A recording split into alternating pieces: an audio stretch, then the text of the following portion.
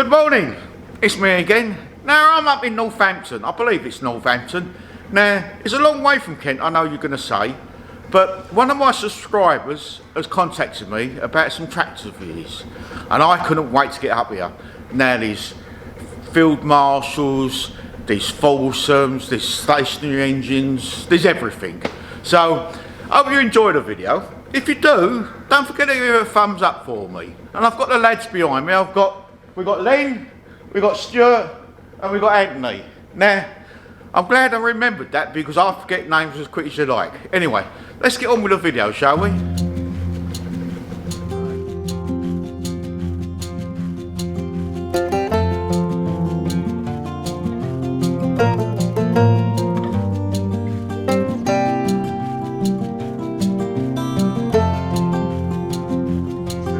Right lads, introduce yourself, starting from Anthony who contacted me in the first place. What brought you into the tractor world?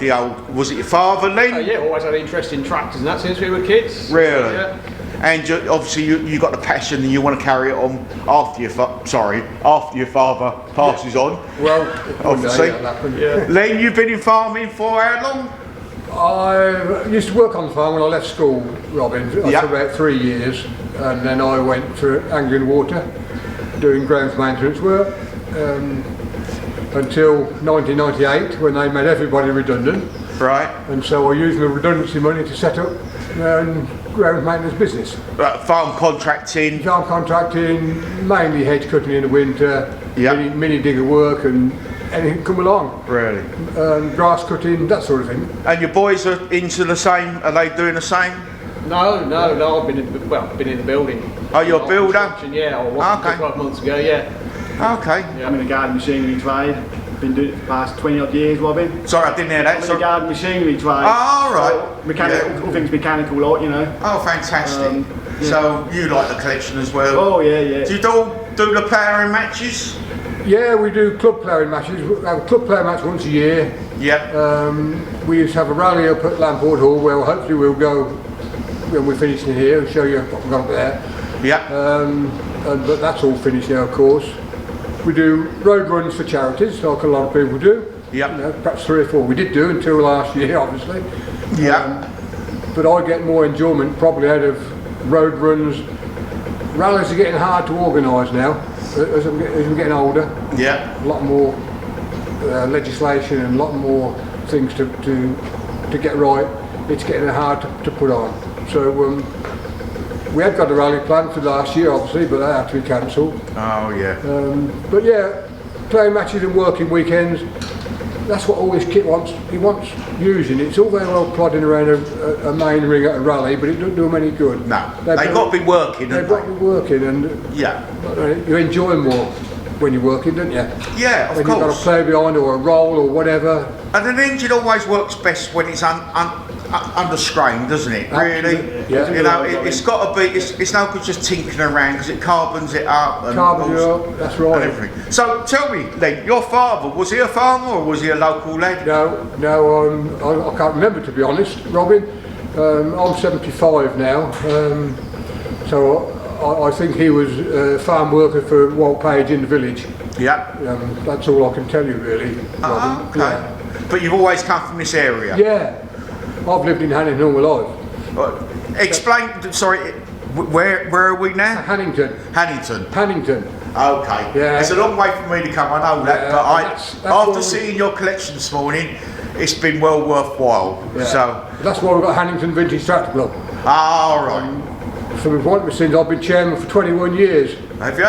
Of the bloody club, and I had 2 or 3 years away from it, and then nobody else wanted to do it. Yeah. Young ones wouldn't be interested. No. And so I went back and I'm chairman again now. Oh, fantastic. It's nice to sort of keep it going because we're going to lose it, aren't we, you know? Probably will. You know? Yeah, well, Stuart and Anthony, they're taking it on, but younger generations want to know, do they? No. You see, with the old Fordson, that's one of the reasons. The first tractor I bought was a Fordson. Oh, okay. Mainly because when I left school, worked on the farm in the village, and I drove a Fordson. Yeah. I thought, never ever one day will ever want to restore one or look after one, but it's nostalgia, isn't it? Like you were saying earlier. It's a nostalgia. What year was that when you first bought your Fordson? First Fordson, About 69. The Hannington Tractor Club was formed in 69, and I bought my first tractor in 1970. Right. £30. This was going to. You beat me to my next question. How much was the tractor? It was £30. It was £30. It was a good runner. It was Really? a good old tractor. Is it a petrol or is I'll it? show you. It's in the other shed actually. Yeah. Really? It's petrol paraffin. Now, perhaps you can explain this. I've had lots of people telling me about the greens, the oranges and the blues, about the Fordson Major. Now, in your words, tell me what all these colour variations was about. Now, I've heard that it went from orange to green during the war, from after the war from green to blue. What's your take on that? Grey ones the first, weren't Yeah, the Model Fs were first, Robin. They were great ones, weren't they? Yeah. The old Model Fs with the trembler coils. And then the water washer, what I call a water washer, which is a blue one. Right. Water washer air cleaner. Yeah. You're pointing that way. I won't turn the camera. Sorry, Yeah. that's 1933. Yeah. And I've had that for more years than I care to remember. Why was it called the water washer? Because of the air cleaner. Oh, the air right. cleaner has water in it rather than oil. Oh, okay. And they were a better running tractor because the air would be damp, if you like, when it drew into the engine. Yeah. It's And like they a ran car. better. A car will run better in the rain, wouldn't it? Always. The engine, it's the, as you say, it's the Always. damp air. That's right. Oh, I see. So that's a water washer Fordson on steels, on its original steel wheels. Fantastic. With the lugs on the rear, I see. Yeah, with the proper 12-inch rims. Yeah. The later one up there you'll see is only got 9-inch. No, it ain't got steels on, has it, that one? But anyway, the later ones had 9-inch. But anyway, the blue Fordson came first, and then the orange ones appeared for about 3 years, from 37 till 39. Oh, right. Some of them, they had high compression cylinder heads and had problems with big ends going, and so they reverted back later to low compression. But they only reigned obviously till 39 because of wartime. War broke out in 39. They say they were more visible from the area. Whether there's any truth in that, the orange tractor would show up. Yeah. Certainly on the railways from Dagenham, when they were loading on the railway lines, there was trains, loads of orange tractors, and they could be seen easily, couldn't they? Yeah. And then they went to the green Fordson with the wide wings. That's about a 42. And then they went to the narrow green ones, which is 44 till 45, and then the blue E27N Major. Okay. Now, I always thought it was like, before the war, it was horses. And the Americans saved the country with their tractors, bringing in the war aid. Now, obviously, what you just explained is not true, really, because we had Fordsons beforehand, didn't we? Well, yeah, we had Fordsons, obviously, right, 1917, the first Fordson was built. Yeah. I mean, Harry Ferguson, he had the one of the regional back in those days, wasn't it? Or am I telling lies there? Sorry? The Harry Ferguson, he brought a tractor over before the war, didn't he? Yeah, Ferguson Brown. Ferguson Brown. Ferguson Brown, yeah, I believe that's the one, yeah. Of course, then the Fergusons came and whatever, but... well, my passion for the grey Ferguson, because they're... You like Fergusons? I love Ferguson, I've got a few of them myself, because they're simple, and I'm simple, so they're easy to repair. We have to the be grey simple. Ferguson, you pull the hydraulic pump out the bottom of the tractor, after removing the PTO shaft, you put it back and it all works. Yeah. And the old story I've always found is you leave the engine alone. You don't start playing with something that works. Don't fix it. Yeah. That's the saying, isn't it, Stuart? It's, that's right. if it ain't gone wrong, don't try and fix it, Yeah, that's right. I mean, a lot of these machines were dangerous, of course, weren't they? Of course, we didn't have health and safety back in those days. No, I mean, there was a fellow, unfortunately, got killed in the village, just outside the village, on an old standard Fordson. Oh, really? With spade lugs, and he would reverse it up to a set of discs. Yep. 1 foot on the floor, 1 foot on the clutch, bending down to hook the bloody pin in. Yep. And of course his foot slipped off the clutch and the tractor went back over him. Oh. And it was up there thinking about it, but that happened just between here and Holcombe. Oh, I always remember that. Yeah, always remember that. Was it mainly small farms around here, or was it big estates? Annington's only a very small village, and believe it or not, we had 5 farms here. Really? Mainly 90 to 100 acres were big then, Yeah. wasn't it? Yeah. I mean, 300 acres these days, you couldn't make a wage, could you? No. You know? And I mean, when I left school, there was 5 of us on one farm, Yeah. milked about 15 cows, and had about 100 acres of arable. Because it was more mixed farms, wasn't it? And of course, in that one farm, they had a bit of dairy. It was supplied the local village with their milk, didn't they? Yeah. And chickens for eggs and. Well, yeah, pig in the back garden, and he got killed and slaughtered on the, didn't he? You know. Yeah. Sorry, I'm not boring you, Anthony. You keep suffering around there. I'm trying to let Dad tell me the history because I'm passionate about the history of farming and the way we're going. So bear with me. I will come back to you, Anthony. So bear with me a second. Anyway, we said about mixed farming and one thing, Lee, and you've lived in this village all your life, and that sounded a bit special, didn't it? Would be, Yeah. Oh, because we got Deutz-fahr not too far, have we? Not too far away, no. No. So, obviously you worked for the water company, the percentage of your life. Was that a good job or? Oh, a brilliant job. Brilliant job. I mean, we all thought we got jobs for life there. I mean, I left the farm, I was earning £7.10 a week. Oh, you was farming before you went on to the water authority? Yeah, when I left school I was earning £7.10 a week. Yeah. And that was for 5.5 days work, and I was about 19 then, and a job come up on, it was Mid-Northamptonshire Water Board at the time, and there was another £5 a week money. That's a lot of money back in the day. Plus you had your clothes bought for you and everything, and I thought, well, so I got out of it then. Because the farmers back in those days wanted the sweat out, your blood and sweat out, you didn't they? Didn't they just, yeah. You know, they wanted to work till dawn to get up at 4 o'clock to feed the horses and get them ready for the plough and one thing and another. That's right, yeah. I mean, so it was 5.5 day week, plus Sundays if you wanted to do the milking as well. Yeah. And then, of course, them days, the bloody cow shed was, I don't know, perhaps 50, 60, 70 yards away from the dairy. And all the milk had to be carried in buckets from the cow shed to the dairy. Yeah. Okay. Summer and winter. Bloody, it was hard work. It was hard graft, wasn't it, back in the days? And as you say, you didn't have 4-loaders or anything like that back in the day, did you? No. If you was lucky, you had a wheelbarrow. That's I right. suppose, did an old wooden wheelbarrow. Wooden old wheelbarrow, yeah. I'll tell you one story. Please do. Going back to the dairy where the milk was cooled, okay, so one day I went there and there was a bloody cat. It had got in the milk and drowned in the churn. No. Obviously it had. And the old farmer, we weren't going to waste his milk, so he pulled all the fur out and put the bloody milk back in the churn. And honestly, that was right. Yeah. The Waste not, want not. The cat got in, fell in the bloody churn, couldn't get out. Really? Yeah, and he pulled all the fur out. I remember him do it now. God. Now, obviously, your farming background beforehand the war, was that what gave you that passion for old machinery? Or was it just in your blood? When I left school, yes, it was. Yeah, and then them 3 years from leaving school. Yeah.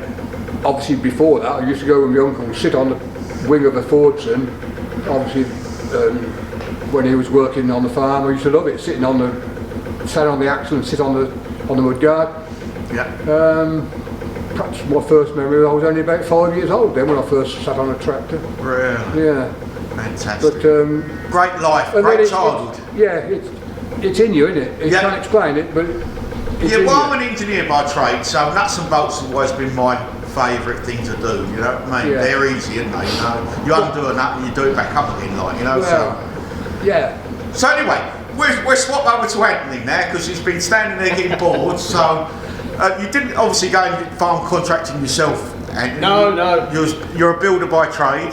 Well, when I left school in 1985, I was a plumber for about 5 years. Yeah.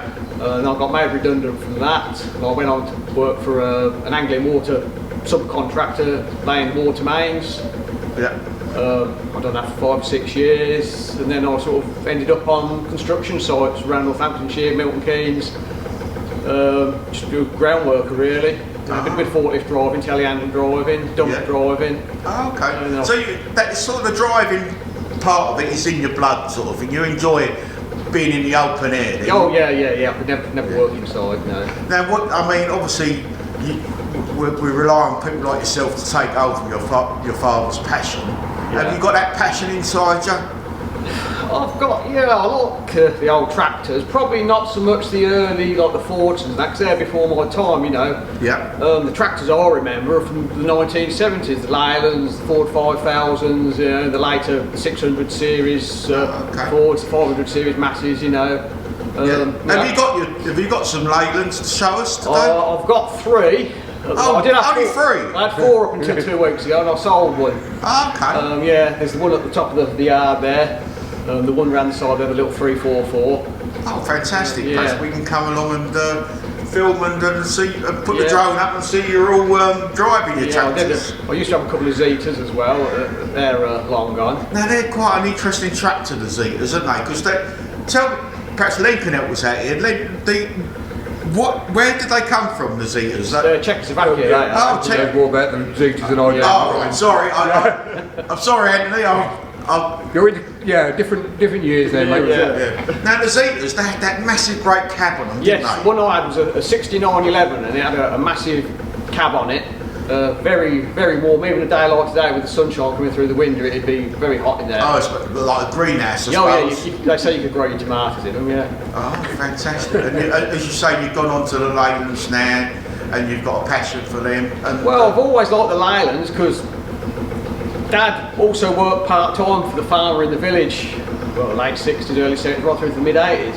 And he had a brand new Leyland 384, which I have actually now got that tractor down home. Oh, okay. And I can remember Dad taking me down and sitting me on the seat of that tractor, and I used to sit there with the steering wheel while Dad went to feed the pigs and the turkeys and everything. What a childhood again. And all these years later, I've ended up with that tractor. It needs some repair. Oh, that very tractor? That very tractor, yeah. Oh, the engine's seized from standing. Yeah. We've got to take the cylinder head off and see if we can free it off. And that's another project for another day. Oh, fantastic. Yeah. Okay, then we'll move on to Stuart now. Who's the youngest son or who's the eldest son? Yeah, I'm 50 this year. You're 50 this year. So I can see we're surrounded by stationary engines as well, Stuart. Is that both your brother and your father's not spoke about then? Is that something you're interested in? Yeah, I like the earlier stuff, Robin, strangely enough. Yeah. Like the Titan over there, the Victoria, the early stuff, like different designs, how different companies made their engines and that, what makes them work and that. Yeah. That's what I'm interested in, Robin, yeah. You mentioned the Titan, we're going to get round to the Titan, perhaps not in this video, but in one that comes directly after this. But I do understand through Anthony, who's been emailing me, you picked that up recently, haven't you? Yeah, it's one I've been waiting to buy for about past 15 years or more. I finally got it last year. Yeah. Yeah. Oh, and it's a Somerset tractor, a couple of Somerset. I didn't buy it from Somerset, it's reasonably local, Warwickshire. I got it from going to Warwickshire. Yeah. But it's a Somerset tractor, and that's where it works most of its life, I believe. Fantastic. We'll keep all that till the actual video, because then you can talk about it and tell me all about it. Yeah. But as you say, it's nice to see that you're interested in this as well. Now, how would you start? No, we'll keep that to the next video about how we start. It's not been run for a long time, Robin, years. But thanks, Stuart, for that. And what we do just on this video, now we've had a good chat with you, we're going to have a quick pan round of your collection, and we'll end this video, and then we'll perhaps get on to some of the other tractors, and we do them singly, and you can talk all about them and tell me why you enjoy that particular tractor or that stationary engine, and then come in and Anthony with his Leylands, and that'd be great. We really appreciate the chat, and it's been nice talking to especially the old times. You know, we need that passion and we need that history to carry on. That's right. Okay. Well, Well, thanks again for coming along. Now, we're going to have a quick pan round before we go, and if you like this video, don't forget to give it a thumbs up, and if you haven't already, subscribe to the channel. It'll make it more visible and we can get round to more folk like this. And if you've got any collections out there you want me to come and film, now I've travelled a long way to Northampton today. Now, I don't mind doing sort of 2 hours or so, but I'm not going to Scotland. But thanks for coming along, and I'll see you in a little while.